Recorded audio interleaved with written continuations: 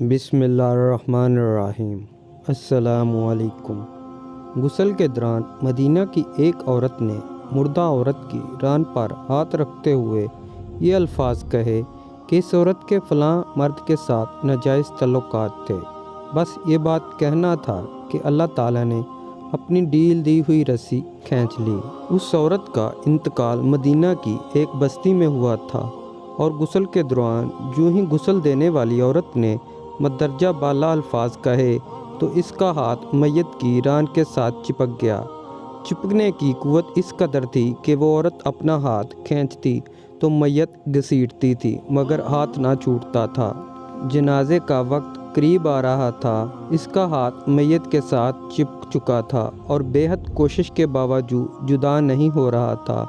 تمام عورتوں نے اس کے ہاتھ کو پکڑ کر کھینچا، مروڑا، غرض جو ممکن تھا کیا مگر سب بے سود رہا۔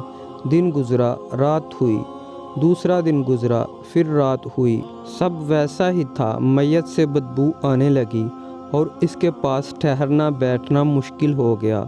مولوی صاحبان، قاری صاحبان اور تمام اسلامی طبقے سے مشاورت کے بعد طے ہوا کہ گسال عورت کا ہاتھ کاٹ کر جدا کیا جائے اور میت کو اس کے ہاتھ سمیت دفنا دیا جائے، مگر اس فیصلے کو گسال عورت اور اس کے خاندان نے یہ کہہ کر رد کر دیا کہ ہم اپنے خاندان کی عورت کو معذور نہیں کر سکتے، لہٰذا ہمیں یہ فیصلہ قبول نہیں۔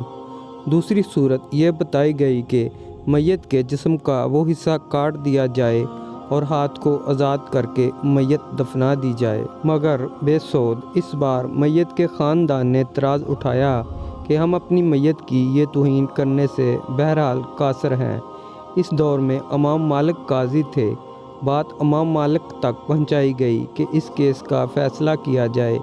امام مالک اس گھر پہنچے اور صورتحال بانپ کر غسال عورت سے سوال کیا، اے عورت، کیا تم نے غسل کے دوران اس میت کے بارے میں کوئی بات کہی؟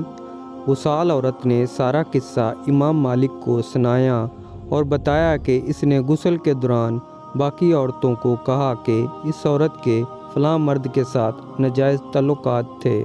امام مالک نے سوال کیا، کیا تمہارے پاس اس الزام کو ثابت کرنے کے لیے گواہ موجود ہیں؟ عورت نے جواب دیا کہ اس کے پاس گواہ موجود نہیں۔ امام مالک نے پھر پوچھا، کیا اس عورت نے اپنی زندگی میں تم سے اس بات کا تذکرہ کیا تھا؟ جواب آیا، نہیں۔ امام مالک نے فوری حکم صادر کیا کہ اس غسال عورت نے چونکہ میت پر تہمت لگائی ہے لہٰذا اس کو حد مقررہ کے مطابق 80 کورے لگائے جائیں۔ حکم کی تعمیل کی گئی اور 70 بھی نہیں، 75 بھی نہیں، 79 بھی نہیں، پورے 80 کورے مارنے کے بعد اس عورت کا ہاتھ میت سے الگ ہوا۔ آج ہم تہمت لگاتے وقت ذرا بھی نہیں سوچتے۔ استغفر اللہ۔ اللہ ہم سب کو ایمان کی دولت عطا فرمائے، آمین۔